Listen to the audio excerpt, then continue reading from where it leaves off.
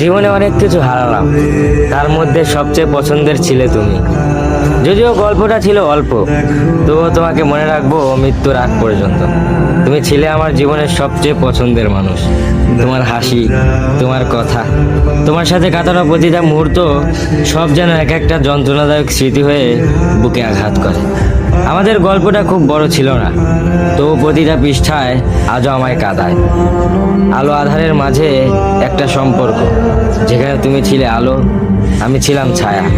আজ তুমি নেই, তবুও প্রতিদিন তোমায় খুঁজি। হাজারো ব্যস্ততার মাঝে মনে পড়ে যায় তোমার ছোটখাটো কথা, সেই চুপচাপ থাকা, কিছু না বলেও অনেক কিছু বলে ফেলা। বিশ্বাস করো, এই হৃদয়টা কারো জন্যই আর জীবিত হবে না, কারণ সত্যিকারের ভালোবেসেছিলাম তোমায়। তোমার জায়গাটা আর কেউ নিতে পারবে না। আজও তোমায় ভালোবাসি, তোমাকে মনে রাখবো মৃত্যুর আগ পর্যন্ত।